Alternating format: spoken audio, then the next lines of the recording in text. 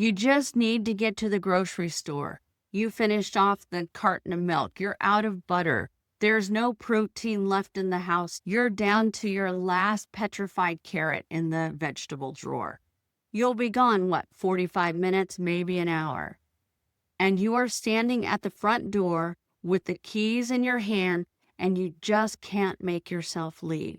Because what if he falls? What if he needs something? What if the house spontaneously catches on fire and he can't get out fast enough? What if he gets scared and he can't call you? What if something happens because you're not there?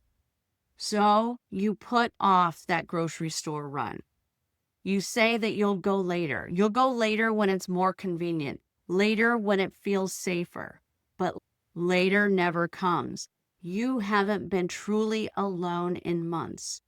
You have not given yourself any permission to have a break, to go to the grocery store and not worrying about rushing back. Nobody told you how to live a good life when your loved one has aphasia. You can. This is Life Beyond Aphasia. My question for you, when is the last time you left the house and stayed gone for more than the very minimum time you needed to get the grocery shopping done? And I'm not talking about a quick errand with one eye on your phone, worrying if the phone call or the text message is going to come in. Not 15 minutes that felt like an hour. Being actually gone, being present somewhere else, not braced and waiting for the other shoe to drop. If you can't remember when this has happened, that's your answer. What are you actually afraid of will happen if you leave? Is it like I started saying, because he'll fall, or he'll need something and he can't get it for himself, or he'll panic, or you'll feel guilty the whole time and you won't even feel like going to the grocery store is a break? Something will go wrong and you won't be there. So what is this underlying belief? Is it true that he couldn't be set up for success, watching a show, listening to a podcast, sitting at the table, looking at YouTube videos on his iPad?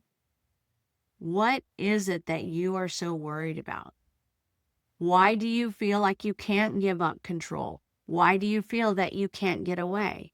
Is it the underlying grief and guilt? Are you really worried that the house is going to catch on fire in the 1 hour you're going to be gone? So let's talk about what this does to you over time. When you perpetually feel like the sky is falling or it's about to fall or something bad is just happening around the corner, your world becomes microscopic. I think about your world as being the size of the earth, and then aphasia and stroke happened and it shrunk to the size of a pinhead. If you want to get your world bigger, back to the size of where it used to be, you have to start working on it. And sometimes you have to look at what's deeper, what's underneath that.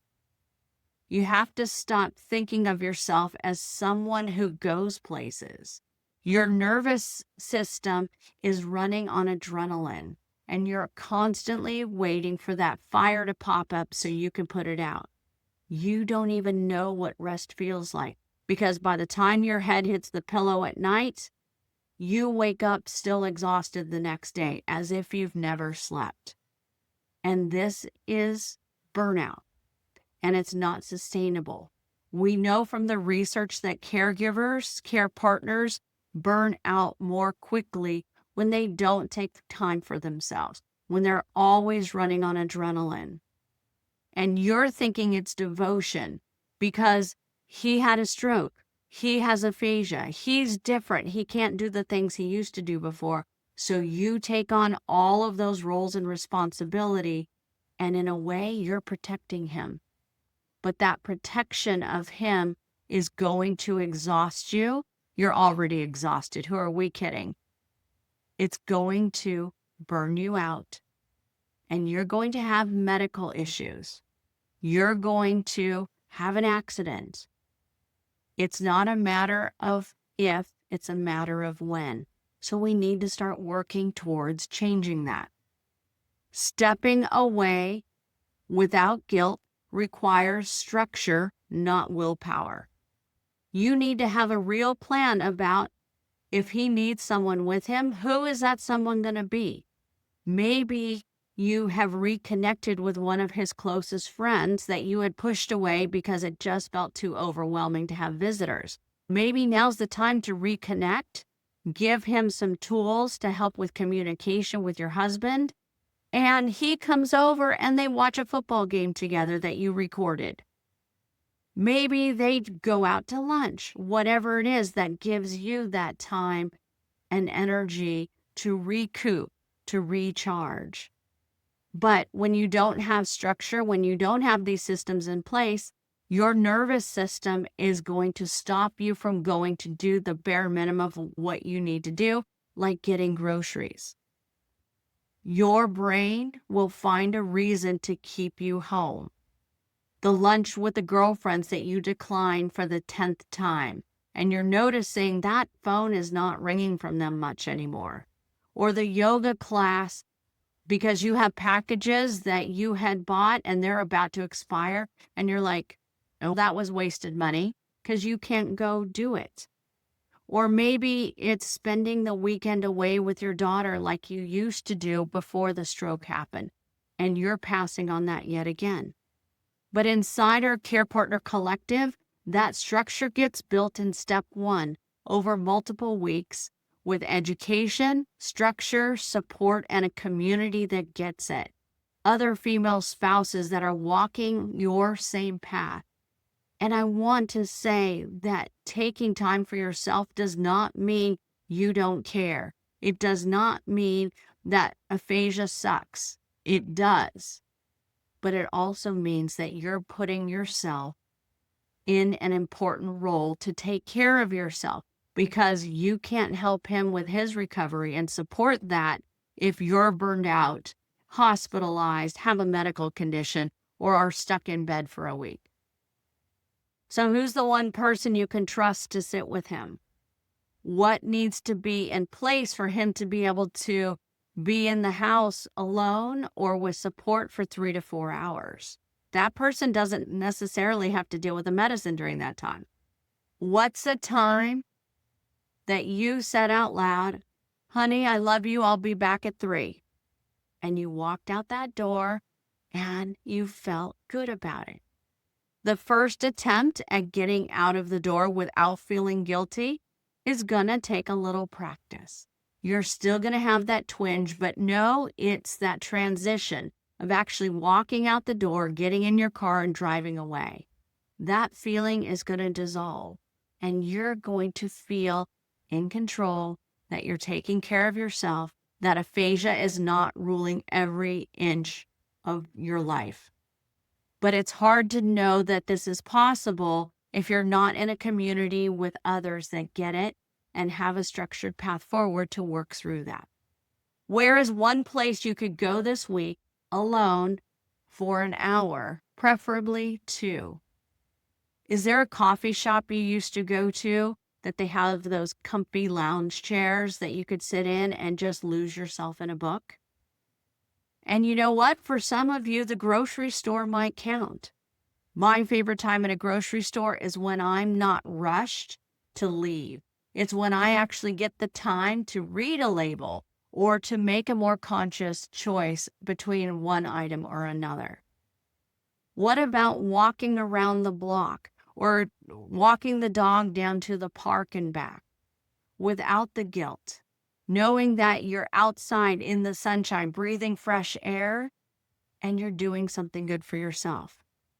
I need you to name it. I need you to think about, when are you going to put it on the calendar? And that is your first step away. Going to the grocery store is not abandonment. Going to your own medical appointments is not abandonment. And neither is lunch with girlfriends who you continually cancel, or finishing off those yoga classes before the package expires, or getting away with your daughter. You are allowed to leave. He knows what you're doing, when you're going to be back, and everything is set up as it needs to be, you will feel better. The people who make leaving harder than it needs to be are the ones who call or need something from you on their time schedule right before you walk out the door. These are the ones that might make you feel guilty that you have to answer their phone call, because otherwise, when you don't answer that call from your mom-in-law, she's going to show up at the door. And when she shows up at the door, that's going to be a lot harder to manage her and to manage your own energy. You need to know what to say to set your boundaries, not by saying, I have a boundary, but by having the words prepared, knowing what to say in a variety of situations. We created a tool exactly for this. It's called Know What to Say Before You Answer. It's a short video training with a PDF that has all the scripts in it you need. Use the ones you like, make them your own, practice them out loud, because when you have the words and you've thought through these situations, you will not have to do something that you don't want to do. Take back your life. Aphasia does not have to take over every part of it. Think about those things that others request of you, even if it's your own spouse, that you could take control over. Know what you're going to say before the phone rings or before that doorbell rings. Aphasia does not get to take away your marriage and your freedom and your identity and your joy. There is a roadmap to being his wife, not just his care partner. I created the roadmap, and it's for our members inside the Care Partner Collective. You do not have to keep surviving this alone, but start by setting your boundaries. The links are below. Rehab ends. Life doesn't. Rebuild communication, rebuild connection, rebuild life. This is Life Beyond Aphasia.